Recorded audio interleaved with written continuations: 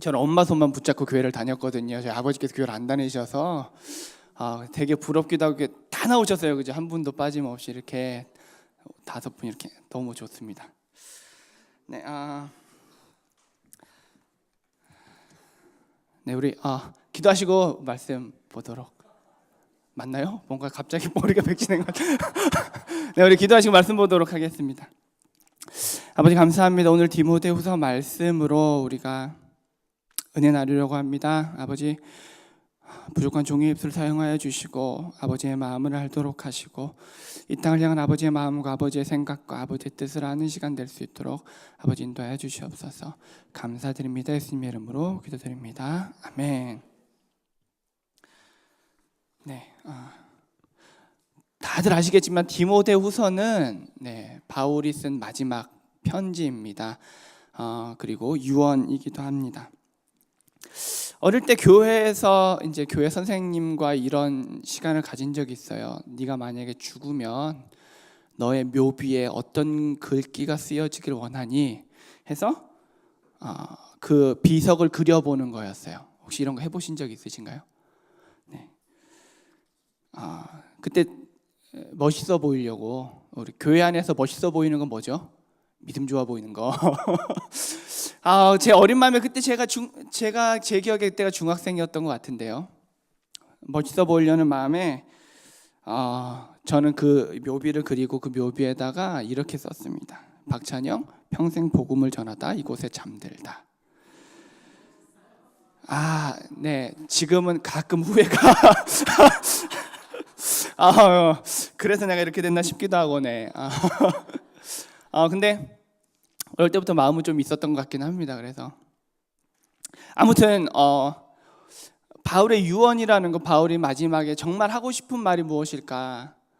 저는 그때 정말 멋있어 보이려고 그 말을 했지만 바울은 정말 자기의 죽음을 앞두고 무슨 생각으로 이런 말을 했을까?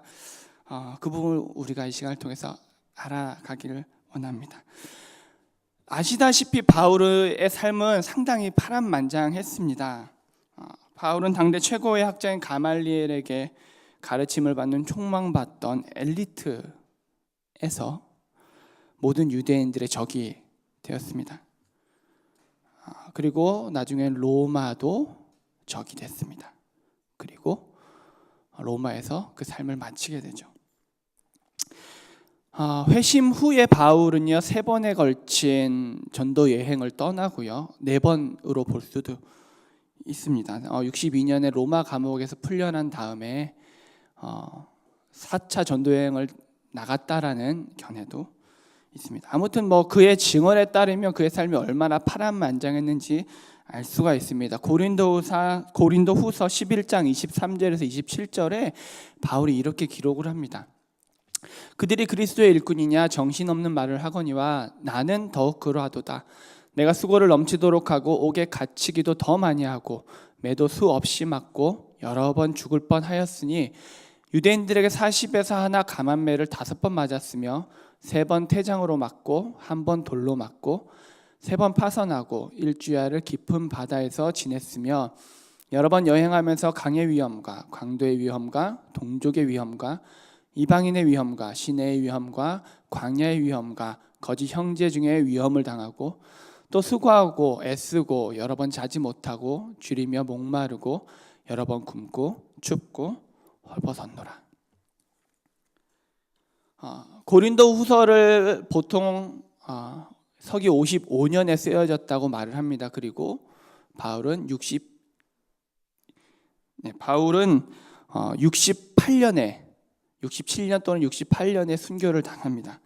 그러니까 지금 바울이 이 고백한 이 내용은요 바울이 회심하고 난 20년간의 일입니다. 그리고 바울은 그 이후에도 계속 복음을 전하죠. 지금 이 부분이요 사도행전 21장 26절까지 나와 있는 부분입니다. 근데 사도행전 28장까지 있잖아요. 그러니까 그 뒷부분에서 바울은 또한 복음을 전하면서 고린도후서에서 당했던 그 고난에 더 많은 고난들을 더하게 됩니다. 아시다시피 그 뒷부분을 읽어보면요 채찍질 당하고 죽음의 위협에 옥에 갇히고 파선을 한 번 더 당하게 됩니다.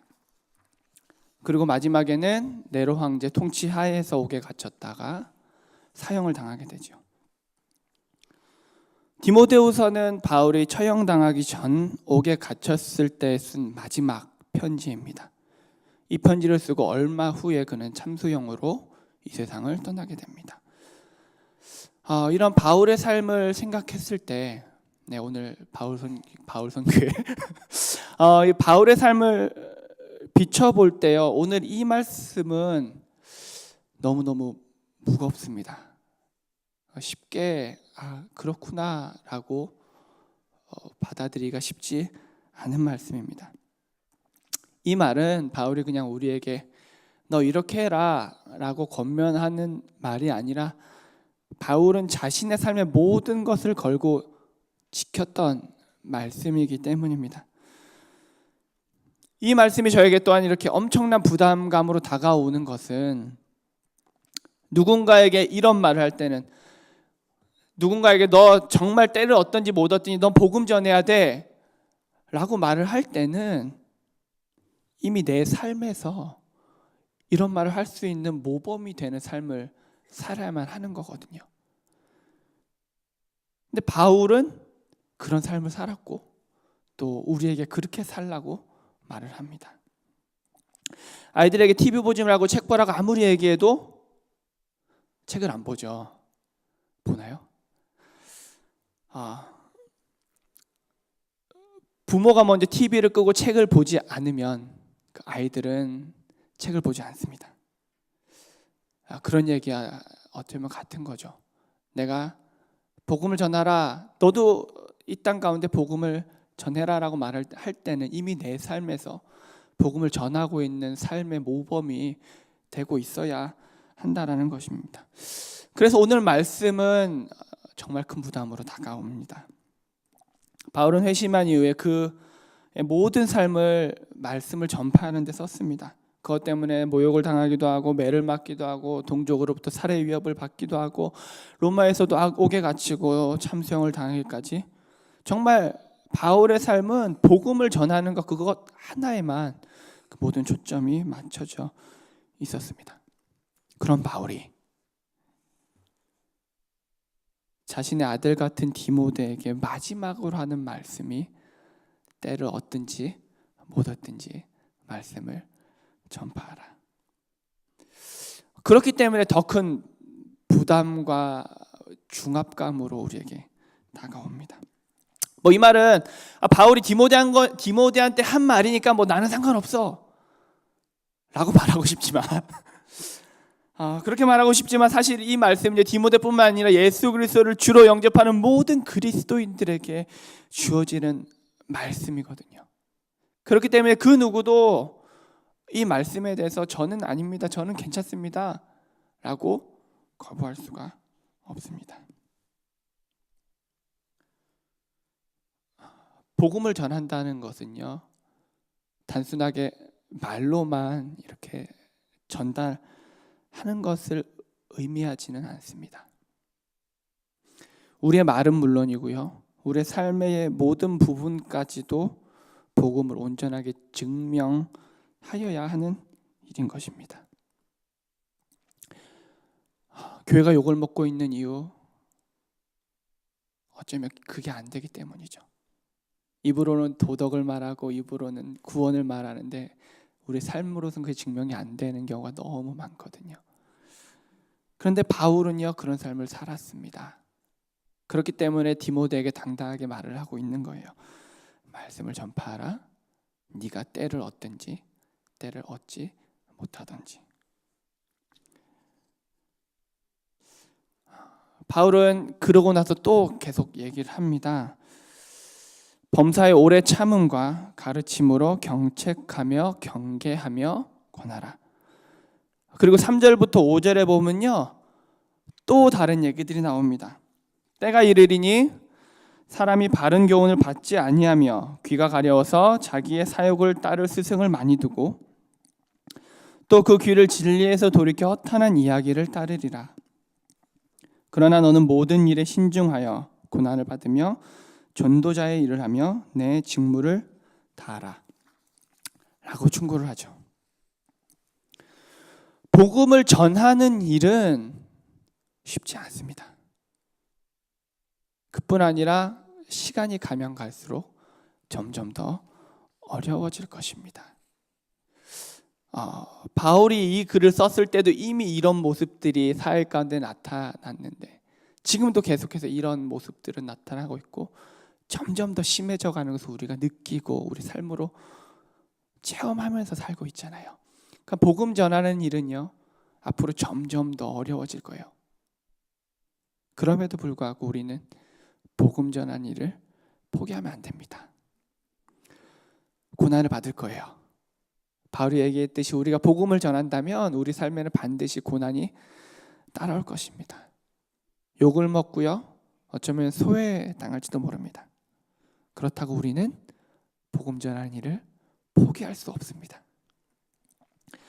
예수님이 너를 사랑하셔서 너를 대신해서 십자가에 달려 죽으셨다, 이런 말보다 예수 믿으면 복받아, 예수 믿으면 잘 살 수 있어 라는 말을 더 선호하고 있는 지금 세상 속에서 예수를 위해서 살아가는 것보다 자신의 명예와 자신의 꿈과 자신의 평안, 돈을 위해서 살아가는 지금 이런 시대 속에서, 그렇다면 우리는 어떻게 살아야 합니까?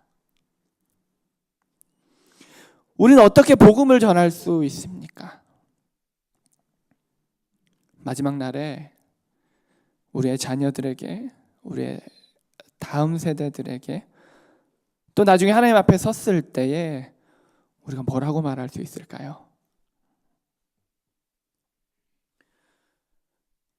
복음을 전하는 일은 말로만 되는 것이 아닙니다. 오늘 본문에서와 같이 오래오래 참을 수 있는 인격도 있어야 하고요, 가르칠 수 있는 지혜도 있어야 하고요, 그리고 경책하고 권고할 수 있을 만큼의 관계도 이루어져 있어야 합니다. 이렇게 우리가 말씀을 전한다라는 것, 복음을 전한다라는 것은 우리 삶의 이런 모든 영역들이 다 동원되어야 하는 일인 것입니다. 우리는 많이 기도합니다. 아버지, 이 땅에 부흥을 주십시오. 아버지, 이 땅에 다시금 회복이 일어나도록 하여 주십시오. 아버지, 이 땅 가운데 복음이 전해지도록 하여 주십시오. 이 땅 가운데 하나님을 아는 백성들이 더욱더 늘어나도록 해 주십시오. 우리가 이렇게 기도할 때 우리는 같이 내 삶의 회복을 위해서도 기도해야 합니다. 그리고요, 우리 가정을 위해서도 기도를 해야만 하고요, 그것이 기도에서만 끝나는 것이 아니라 정말로 내 삶 가운데 그것이 증명되도록 우리는 그런 삶을 살아내야만 합니다. 어떻게 하면 내 삶 속에 복음이 나타날 수 있는지를 우리가 정말 끊임없이 고민하고 기도하고, 예수를 주로 고백하는 이 고백이, 내가 예수를 나의 구세주로 모십니다라고 하는 이 고백이 어떻게 하면 내 삶 가운데 실제적인 모습으로 나타날까를 고민하고 기도하고, 그렇게 우리는 언제나 우리 삶으로 복음을 나타내야 합니다. 때를 얻든지 못 얻든지. 그래서 후에 하나님께서 부르시는 날, 우리의 삶이 완벽하진 않았더라도 바울과 같은 이런 유언을 남길 수 있기를 소망합니다. 바울은요, 이렇게 5절까지 이렇게 말을 하고요, 이제 바울의 자신의 이제 고백이 나옵니다. 바울이 뭐라고 말하는지 제가 한번 읽어드리도록 할게요. 나는 선한 싸움을 싸우고 나의 달려갈 길을 마치고 믿음을 지켰으니 이제 후로는 나를 위하여 의의 면류관이 예비되었으므로 주 곧 의로우신 재판장이 그날에 내게 주실 것이며 내게만 아니라 주의 나타나심을 사모하는 모든 자에게도니라. 아멘. 지금 한국에 그리고 이 땅에 있는 모든 교회들, 뉴질랜드뿐만 아니라 전 세계의 모든 교회들 사실 미래를 많이 걱정하고 있습니다. 걱정의 주된 내용은 사실 이거예요. 우리가 지켜온 신앙이 다음 세대까지 전달되지 않고 있다라는 것이죠. 다음 세대가 믿음을 잃어버렸다라고들 말을 합니다. 우리의 자녀들이 교회를 나오지 않고 우리의 자녀들이 예배할 줄 모르고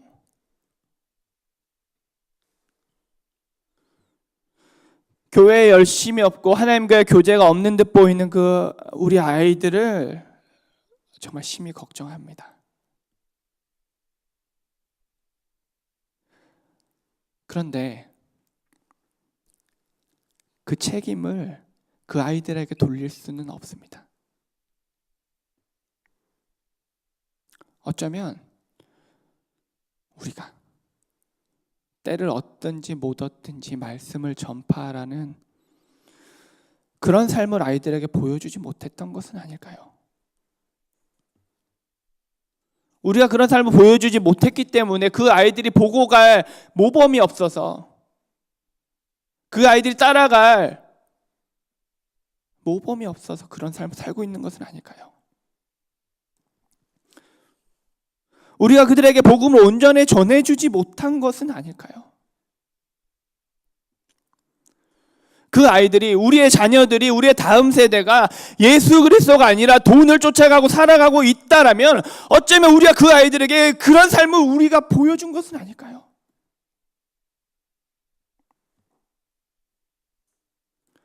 어쩌면 우리의 다음 세대들이, 우리의 자녀들이 예수 그리스도를 만나지 못한 것은 사실 그것이 우리의 책임이라면, 우리가 그 아이들에게 먼저 믿은, 우리가 먼저 하나님을 만난 우리가 그 아이들에게 모범이 되는 삶을 살지 못했다라면 우리가 나중에 하나님 앞에 가서 우리가 뭐라고 변명할 수 있겠습니까?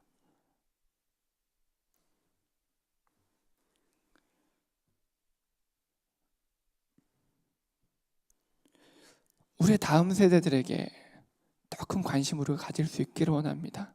정말 바울과 같이 디모데 같은 우리의 자녀들을 마음에 품고, 그리고 정말 그 아이들에게 너 예수 잘 믿어 이게 아니라, 얘들아 날 봐, 날 봐, 예수 믿고 살아가는 삶이 이런 거야, 이렇게 우리가 모범을 보여주었으면 좋겠습니다. 우리 다음 세대들에게 더 큰 관심을 가져주시기를 정말 간절히 부탁드립니다. 제가 청년 담당이라서 이런 말씀을 하는 게 아니라요, 정말 우리 청년들에게, 우리 청소년들에게, 우리 자라나고 있는 아이들에게 우리가 받은 그 복음이 온전히 전해지지 않으면 그 책임은 우리가 져야 합니다. 먼저 믿은 우리가. 교회의 미래는요, 그 아이들한테 달린 게 아니라 사실 지금, 바로 지금 우리한테 달려 있는 것입니다. 우리는 한 몸이에요. 우리 교회는 예수 그리스도를 머리로 하는 한 몸입니다. 그 몸도 아플 수도 있고요, 상처 날 수도 있습니다. 각 부분이 마찰이 일어날 수도 있습니다. 그렇다고 해서 새살이 돋아나고 새롭게 잉태되는 새 세포들에게 영양분의 공급을 끊을 수는 없습니다. 우리는요, 예수 그리스도를 먼저 믿은 우리는요, 때를 얻든지 못 얻든지 복음을 전할 수 있는 그런 우리가 모범을 보여줘야 되고요, 또 우리는 그러한 다음 세대를 키워낼 의무가 있는 사람입니다. 우리의 삶이 정말 다음 세대가, 우리의 자녀들이, 우리 아이들이, 우리 청년들이, 우리 꼬맹이들이 우리를 보면서 저 나중에 커서 집사님처럼 될래요, 저 나중에 집사님처럼 되겠습니다, 이렇게 우리 아이들, 우리의 삶의 모습들을 보고 따라올 수 있는 우리의 삶이 되어야 되지 않겠습니까? 어렵습니다. 네, 힘든 거, 정말 힘든 거 알고 있습니다. 그런 삶을, 바울처럼 삶을 살아내기가 정말 쉽지 않은 것 우리 모두 너무나 잘 알고 있습니다. 그럼에도 불구하고 우리의 믿음의 조상들은 정말 목숨을 걸고 우리에게 그 복음을 전해주기 위해서 그렇게 발버둥 쳤는데, 우리도 우리 다음 세대들에게 정말 그 생명을 전해주기 위해서, 그 복음을 전해주기 위해서, 십자가의 은혜와 그 사랑을 전해주기 위해서 우리도 발버둥 치는 믿음의 선배들이 됐으면 좋겠습니다. 여기에 참석하신 모든 성도님들과 그리고 제 삶에 정말로 복음이 살아 숨쉬기를 소망합니다. 때를 얻든지 못 얻든지, 내가 어디에 있든지, 내가 어떤 상황과 환경 가운데 처하든지 정말로 우리의 삶에서 복음의 향기가 풀풀풀풀 풍겨나는 우리의 삶이 되기를 간절히 소망합니다. 지금 아이들이 지금 청년들 16명이 해밀턴 코스타에 참석을 했습니다. 내려가면서 이런저런 얘기를 했는데요. 그 아이들이 믿음이 없고 그런 게 아니라 간절함도 있고요, 알고 싶은 마음도 있는데 우리가 많이 부족했더라고요. 우리가 그 아이들의 그런 필요를 채워주지 못하고 있다라는 느낌을 많이 받았습니다. 그래서 우리가 그 아이들을 위해서 기도하고요. 내일 금요일 오후에 끝나는데요, 우리 생각날 때마다 그 아이들을 위해서 기도하고 우리의 다음 세대를 위해서 기도하고요, 아동부, 청년부, 이 꼬맹이들을 위해서 우리 기도하고요. 그래서 정말로 우리의 그 믿음과 우리의 삶이 그 아이들에게 온전히 흘러내려가는 그런 우리의 삶이 되기를 간절히 소망합니다. 우리 기도하고 찬양하도록 하겠습니다.